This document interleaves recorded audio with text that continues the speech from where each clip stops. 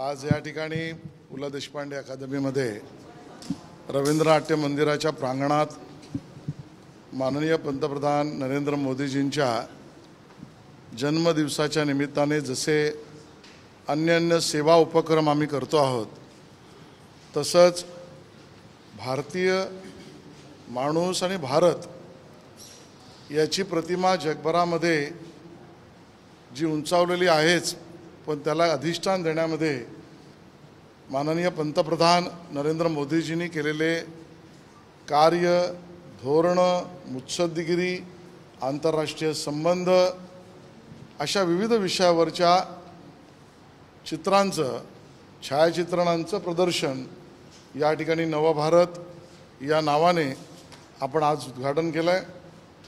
23 तारखेपर्यंत आता हे जनतेसाठी ओपन आहे, खुलं आहे। 25 तारखेपर्यंत करण्याचा आमचा मनोदय आहे।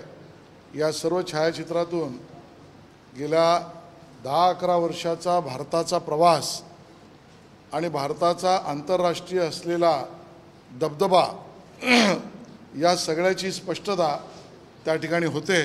त्यामुळे जनतेला, नागरिकांनाही निवेदन आहे की या ठिकाणी जरूर भेट द्या आणि या प्रदर्शनीला आणि छायाचित्रांवर आपली प्रतिक्रिया नोंदवा। सर, शिवाजी पार्टीच्या पुतळ्यावरून आता वाद निर्माण झालेला आहे। त्यांच्या पुतळ्यावर कोणीतरी रंग फेकलाय, त्यावरून आता शिवसैनिक आक्रमक। नालायकपणा हा नीच प्रकार आहे। ज्या समाजकंटकाने, मातेफुरुने, गुन्हेगाराने हे कृत्य केलंय तो अटकही झाला पाहिजे, तातडीने अटक होऊन दंडितही झाला पाहिजे। आणि अशा प्रकारचं नीच कृत्य करणाऱ्याला पोलिसांनी तातडीने कारवाई केली पाहिजे। मी स्वतः आयुक्तांशी या विषयात बोललो आहे आणि त्या कारवाईचा आश्वासन मला आयुक्तांनी त्या ठिकाणी दिलेलं आहे। दोन प्रश्न उपस्थित केले जात आहेत। पहिला म्हणजे या ठिकाणी असलेला सीसीटीव्हीचा अँगल वेगळ्या दिशेने होता। दुसरीकडे उद्धव ठाकरे तर स्वतः भेट दिल्यावरती बोलतायत की बिहारमध्ये ज्या प्रकारे मोदीजींच्या आईचा अपमान केल्यानंतर पेटवण्याचा अयशस्वी प्रयत्न झाला, तसाच कोणतरी महाराष्ट्र पेटवण्याचा प्रयत्न करतो। मला वाटतं पोलीस आपलं काम करतायत, पोलिसांनी काम करावं, पोलिसांनी चोख काम केलं पाहिजे याची खबरदारी शासन म्हणून आमची आहे, ती आम्ही घेऊ। गृह खातं त्यामध्ये लक्ष देत आहे। आज तरी मला असं वाटतं या मातेपुरुला, समाजकंटकाला अटक होणं आणि कारवाई होणं जास्त महत्त्वाचं आहे।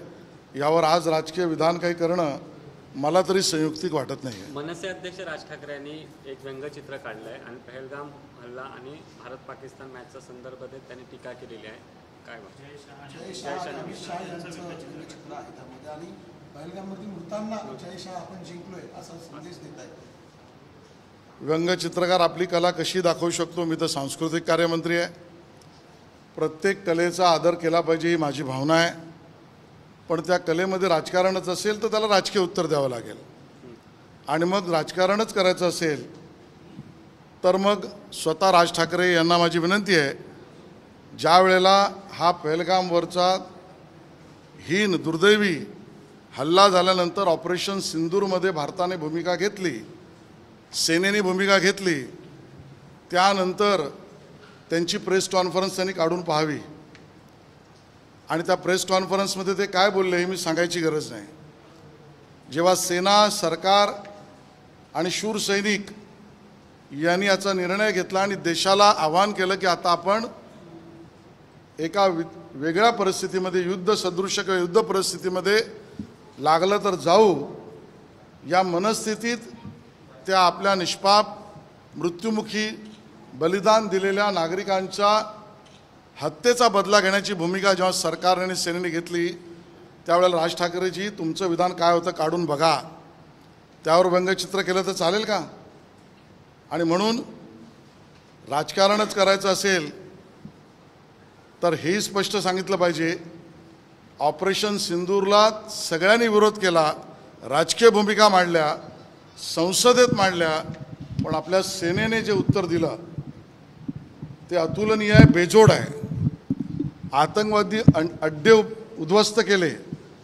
आज तर आपण त्या ठिकाणी बातम्या आलेल्या पाहिल्या आहेत, आंतरराष्ट्रीय आतंकवादी त्याच्या परिवाराच्या चिथड्या उडाल्या, याबद्दल शोक मनवतोय। आणि दुसऱ्या बाजूला या पद्धतीचं गलिच्छ राजकारण काही मंडळी करतायत, देश हे पाहतोय। आणि त्यामुळे सेनेचा पराक्रम, आपल्या कूटनीतीचा विजय आणि बरोबरीने त्या आतंकवाद्यांना शोधून त्यांना यमसदनास पाठवणं, या सगळ्या भूमिका समस्त देशवासियांसमोर स्पष्ट आहेत. सेनेवर देशवासियांचा अभिमान आहे. आणि पुन्हा एकदा सांगायचं झालं तर जय शाह नावाची भीती या सगळ्या लोकांना वाटते की हा माझा प्रश्न आहे. आणि जय शाह यांनी आंतरराष्ट्रीय स्तरावर भारताचं नाव क्रिकेट जगतामध्ये स्वकर्तृत्वावर त्या ठिकाणी उंचावलं आहे, देशहिताचं काम केलं आहे. आणि म्हणून त्यांची तुलना आणि त्यांच्याबद्दल बोलणं हे अयोग्य आणि ज्या पद्धतीने बोललं आहे ते निषेधार्ह आहे. सर, मध्यंतरी मार्केटवाडी संदर्भामध्ये अनेक वेगवेगळी विधाने केली गेली, अपप्रचार केला गेला. मार्केटवाडीच्या सरपंचांनी आता प्रेस घेऊन सांगितलं की शरद पवारांची टीम मार्केटवाडीमध्ये आली, त्यांनी आम्हाला काय बोलायचं सांगितलं. हा जो प्रचार झाला मध्यंतरी ओट प्रकरणामध्ये, हा प्रचार हा सगळा फेक नरेटिव्हचा भाग होता. संपूर्ण माहिती मला घ्यायला लागेल, पण जे तुम्ही सांगताय त्यावर मी एवढंच म्हणेन की नरेटिव्ह, फेक नरेटिव्ह, खोटं बोल पण रेटून बोल, कुठूनही व्यवस्थेवर प्रश्नचिन्ह निर्माण कर, या पद्धतीचं कार्य काही मंडळी करतायत ते आता हळूहळू उघडी होत आहेत. बाळा नांदगावकरांनी सकाळी टीका केलेली आहे. भाजप काल भाषणात मुख्यमंत्री म्हणाले की महायुतीचा महापौर होणार. यावर बाळा नांदगावकर म्हणाले की मराठी जनता काय ते उत्तर देईल, मात्र तुम्हाला तुमच्या मेळाव्यासाठी मुंबईभर बॅनर का लावावे लागले? मग तुम्हाला तुमच्या मेळाव्याला टीजर आणि ट्रेलर का काढायला लागले? हे उत्तर देऊ शकतात का? मुंबई आमची म्हणतात, दोघं एकत्र येतात, 4 बाराती एकत्र येतात आणि एक डोम भरायला एवढं टीजर आणि ट्रेलर करता. इथे तर देवेंद्रजींनी एक टिचकी मारली तर एवढी लोक आली आहेत. आणि त्यामुळे आमची भीतीच या सगळ्यांबद्दल त्या ठिकाणी त्यांच्या वक्तव्यातून स्पष्ट दिसते. तुम्ही सत्तेत आलात म्हणून तुम्हाला विसर पडलाय असं ते म्हणतात नांदगावकर. कालपर्यंत तुम्ही आमच्याच अंगात खेळत होता. कोण कोणाबद्दल बोलतंय? बाळा नांदगावकर यांना मी समर्थन जाहीर केलं बीजेपीचं. त्याने आम्हाला शहाणपणा शिकवू नये. ही निवडणूक पण आमच्या भाजपच्या जीवावर ते लढले आहेत. रोहित पवार यांनी काल मुख्यमंत्र्यांनी ज्या प्रकारे सांगितलं की महायुतीचाच महापौर आहे तो मुंबई महापालिकेत बसेल. रोहित पवार बोलत आहेत की ईव्हीएम आणि निवडणूक यंत्रणा हाताशी असल्यामुळे तुम्ही हा नेक्स्ट लेवलचा कॉन्फिडन्स दाखवता. मग BSTच्या पतपेढीच्या निवडणुकीत EVM होती का बॅलेट होता? तिथे भोपळा कसा मिळाला? बॅलेट पेपरमध्ये पण भोपळाच आणि EVMमध्ये पण पराभव. हीच तुमची मनस्थिती आहे.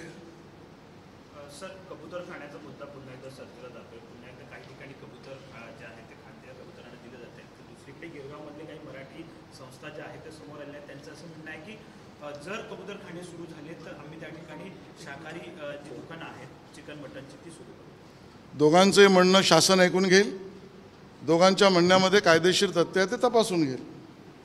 दुसरी अशी गोष्ट आहे की शिवभोजन थाळी जी आहे ती बंद होते. विरोधकांकडून आता टीका होते की वेगवेगळ्या योजना ज्या आहेत त्या अशा टप्प्याटप्प्यानं आता हे सरकार बंद करणार.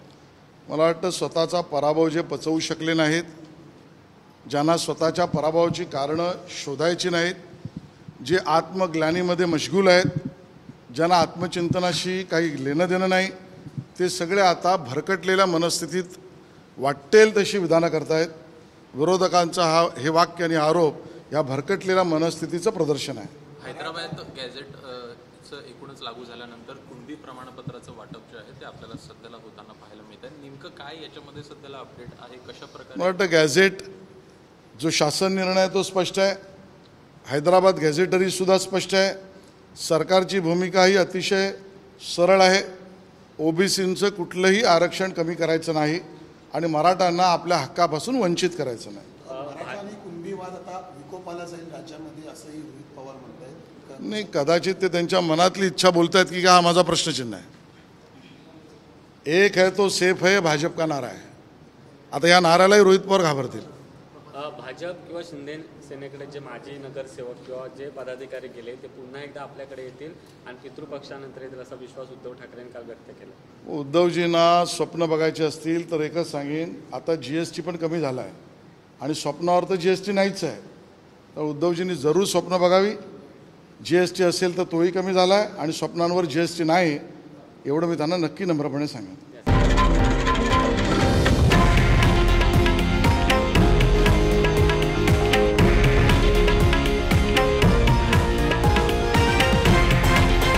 हे आहे देशातील नंबर 1 न्यूज नेटवर्क आणि आपण पाहत आहात TV9 मराठी, एकमेव.